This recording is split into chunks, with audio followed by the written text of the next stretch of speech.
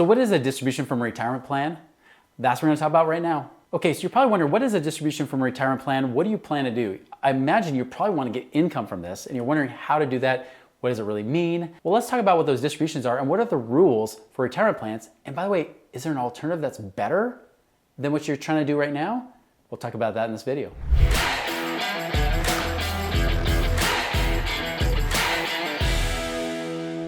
All right, so what is a distribution when it comes to retirement plans? Simply this, you're pulling money out. That's a distribution. Anytime you pull money out of a retirement plan, it's a distribution. Now understand there's different retirement plans you could be using. Could be a 401k, IRA, Roth IRA, could even be like a 403b, or maybe you got other types of plans that you've gotten through work or through over the years.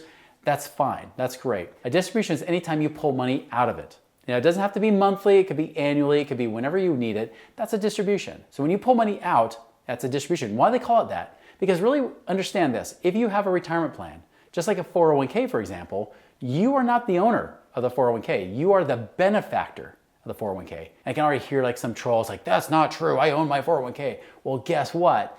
Look it up. Use your little Google fingers and put that energy somewhere else and go look it up. You'll realize that actually the government is the owner and controller of the 401k plans or any defined benefit plans like IRAs and 401ks. Why are they that way? Because they can change the rules on you whenever they need to. They want the right to be able to say, you know what? We don't like that 59.5 rule anymore. People are retiring longer, so let's make it 62.5.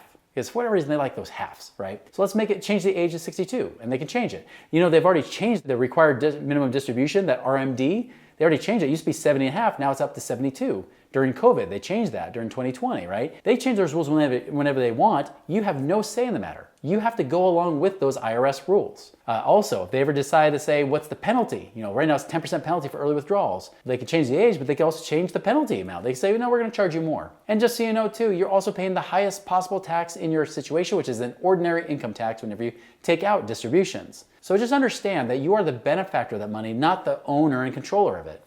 That's why they can change those rules whenever they feel like. Now, is that always bad? No, of course not. You know, you just have to understand that a distribution is like you're now pulling out the proceeds from money that's not all yours, right? Because again, the government wants to get their cut. That's why they do tax you on that money. That's why they can pay taxes. Just understand that's why you have no tax benefits in IRAs and 401ks. There are no benefits. You defer your tax, earlier, or really defer your income to a future date to be distribution, and then that's the money you get taxed on when you pull it out at the ordinary income tax rate, which is usually the highest rate you can pay. So that's a distribution. Now, remember, I mentioned RMDs, required minimum distribution. If you're in 401ks and IRAs, it does not apply to Roths, but if you're in 401ks and IRAs, you are required, you have to pull money out at the age of 72. And they have a certain formula, equation that says you have to pull out this percentage. Whatever percentage you did not pull out that year, they will penalize you 50% of what you should have pulled out. That's money that gets paid to them as a penalty, nothing to you for the money that should have come out. So a 50% penalty. They want to make sure you do not delay it forever. Also as a bonus too, remember that they used to have what's called stretch IRAs, which means, doesn't mean you're flexible. What it means is they stretch it out. If you die, you can give it to your kids and then they can stretch it out till they're 59.5 or whatever age, right? But they got rid of that. They now say that your kids have to really liquidate it within 10 years. It's got to be gone in 10 years. So they've changed these rules on you. Again, you have no control over these rules. You can't vote against it. It is literally their choice because they own and control it. You are the benefactor, okay? So understand this. Whenever you get those government plans, you got to trust the government. Now, you're probably wondering about the income. What can I take out? How much should I take out? All that kind of thing. I will say this. Depending on what age you are, retirement is what percentage you should take out. There used to be this rule, they called the 4% rule, which said whatever you have in that retirement account, you can pull out 4% a year and hopefully never run out of money for the rest of your life. Well, that was back in 1976 when they ran those numbers. 1926 and 1976, they did a 50-year study to come up with that number. It's not even a rule. It's literally just one guy that did a study and said, hey, if you have money from 1926 to 1976, if you pull out 4% or less, you wouldn't run out of money by the time you died. However, since then, America has taken us off the gold standard, so inflation's been higher than it was then. And two, also since then, people are living longer. So most of the time, it used to be even up till the 1970s or even earlier, people might work into their 60s and then live into their 70s and die, right? Now the average age is almost about 80 years old, depending if you're a man or a woman. And here's the thing too, if you're 65 years old today, do you know you have a 1 in 2 chance of making it to age 92? That's It's 27 years you got to make the money last. So they've now readjusted this number. Each year they always adjust it. It's now at 3% if you're in your 60s. If you're in your 70s, 4% is fine. If you're in your 60s, 3% is the recommended amount. That means if you have $1 million saved up, you can pull off $30,000 a year. Doesn't sound great though, does it? But that's what they say. If you're trying to retire early, well, hopefully you wouldn't be putting money in, IRAs and 401ks, retirement plans like that, because then you get slapped with penalties trying to retire early. But if you did, it's like 2% a year. So understand that usually 3% should hold true. And depending on what your financial advisor says, I'm not going to try to give you investment advice because every situation is different, but your financial advisor might try to tell you that you should either move to more conservative funds when you go into retirement. They might say, keep it all in stocks. By the way, I was actually in church one day when a financial advisor told somebody, he's like teaching about retirement and everything and how that's what everybody should be doing, right? Not sure why this came up in church, but he was teaching it. And then some old lady that was about 80 years old said, hey, what about those of us in our 80s?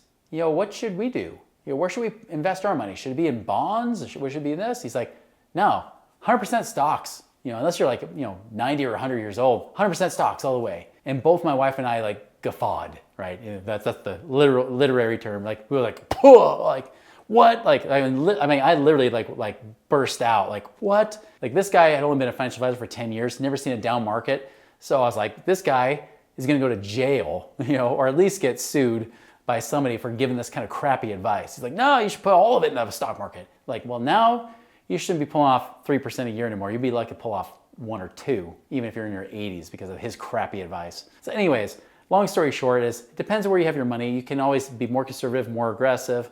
Again, I'll leave that for the financial advisors. But like I said, is there a better way? Is there a better way to do this? Remember I mentioned that same $1 million, you pull out $30,000 a year? Do you know I had a client that had exactly $1 million saved up in his retirement account? And you know what he did? He went to his financial advisor first, who said, you can pull out $30,000 a year. He said, I don't want to live that way. That's not great in the state of California. Can I do something better?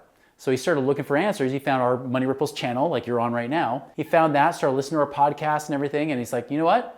I need to reach out to these guys. And so he hired us and we worked with them one-on-one to figure out what can we do? How do we strategize your money? How can we get it to actually pay you passive income now and actually get good income and maybe even get some tax benefits with it too? And so we did. And now he's got an income of over $100,000 a year coming from things with real estate properties, apartment buildings, oil and gas type stuff. I mean, he's got it diversified in different places in alternative investments versus the mainstream traditional crappy mutual funds, right? And so we were able to get much higher income because he's getting paid at least 10% a year or more on these investments. At one point, he's even seeing like $130,000, depending on what the oil prices were doing at the time. So he was seeing $1 million paying him over $10,000 a month average just on that money. Guys, that's pretty awesome, wouldn't you say? Wouldn't that be better than $30,000 a year? So distributions for him, even though he had it in a retirement account, he was able to take that money. And by the way, did you know this? If you have an IRA, you can roll it over, or a 401k, you can roll it over into a self-directed IRA where it's now out of the hands of your financial advisor who's going to charge you fees whether you make money or not. And now it's in your control. You get to pick and choose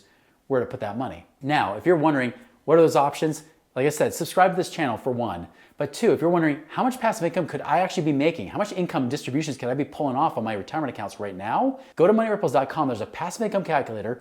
Fill that out. It'll tell you what you can actually create in passive income pretty accurately within the next year. Go try that today.